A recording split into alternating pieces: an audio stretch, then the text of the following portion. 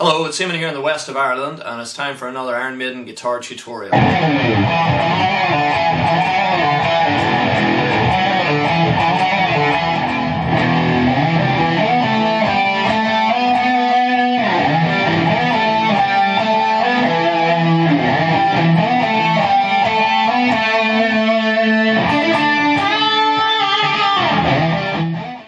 So today I'm going to do a guitar tutorial of this album, Iron Maiden's Seventh Son of a Seventh Son.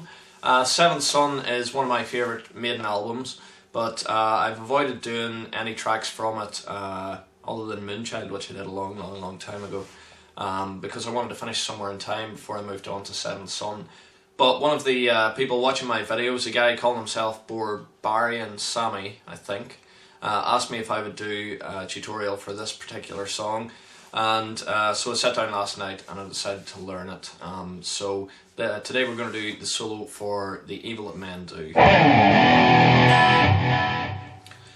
So, The Evil That Men Do guitar solo, it's one that I learned years and years ago, and when I sat down to relearn it last night I was quite surprised that, like Yannick Gers, I was playing it completely wrong. It's a beautiful solo, and it's actually more, it's simple, but it's more difficult than it sounds. I'm going to play the solo for you now, without any backing, and then I'll go into the lesson in the same format as I did with the Wicker Man, focusing in on my fingers, slowing down what I'm playing, and all that sort of thing. So here's the solo now, played fully at proper speed.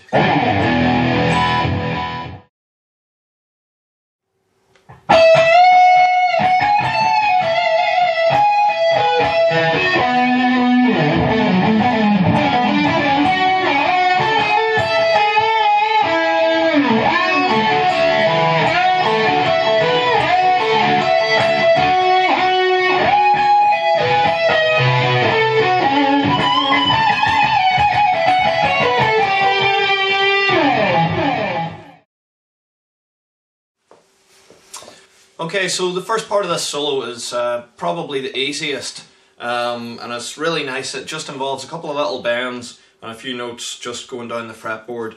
You're based around your 17th, 16th and 14th frets. The best way for me to explain it really is to play it slowly and zoomed in on my fingers. The one thing to note about it is the little half step bend up that he does, which is about the 4th note that he plays.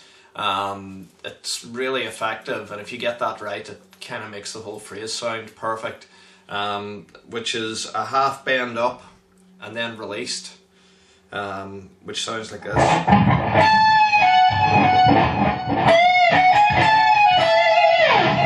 It's in that first part. I'll play that once again.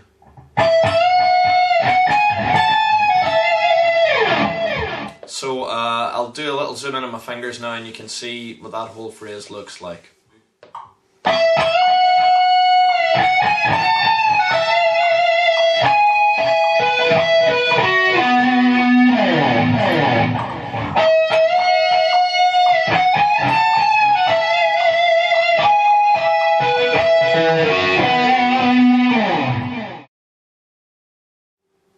Okay, so the second part of the solo is probably the most difficult, not only because of the timing, but because of the type of pattern he plays. This really just takes practice to get it right. Again, I'm going to play it slowed down with the metronome for you, but it really is a matter of practicing it and getting that rhythm into your head where the gap is, because it's really divided into two parts. What it is a riff played on your 9th, 11th and 12th frets, on your A, D and G strings. So it just takes a lot of practice to get it kind of into your head.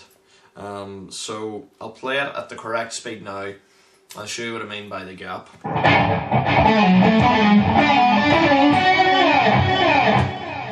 Alright, so I left a gap there after the second part. There.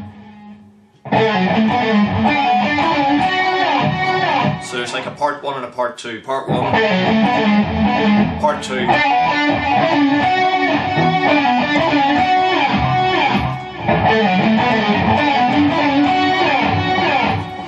just a matter of getting that kind of into your head of where you leave that little millisecond gap.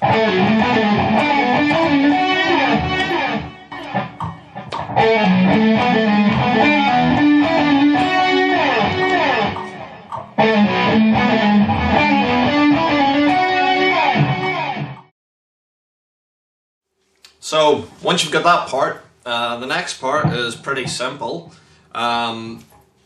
I think he uses the tremolo arm to do part of the notes here, but I prefer to use a bend. It just sounds better for me. So anyway, that's the part that goes like this. It's that part there. I think he's actually using a tremolo arm, but you know, it sounds as effective with the bend.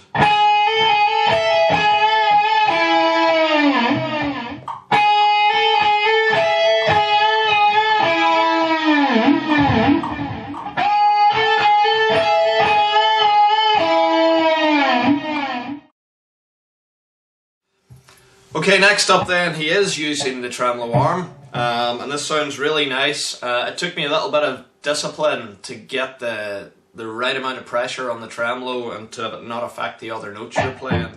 At the normal speed it sounds like this.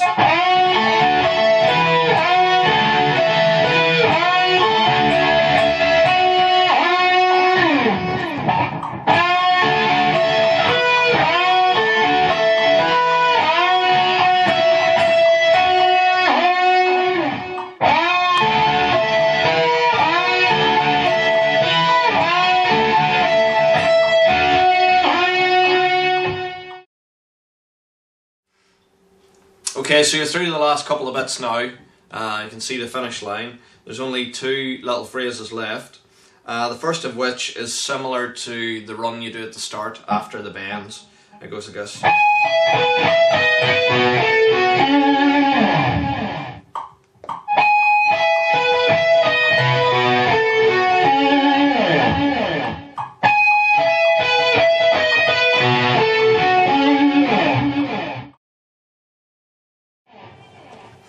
Okay, so you get to the end little run, which starts off up here on your 19th fret with a bend and just goes through a few little trills till you get down to your 14th fret, which is your B scale.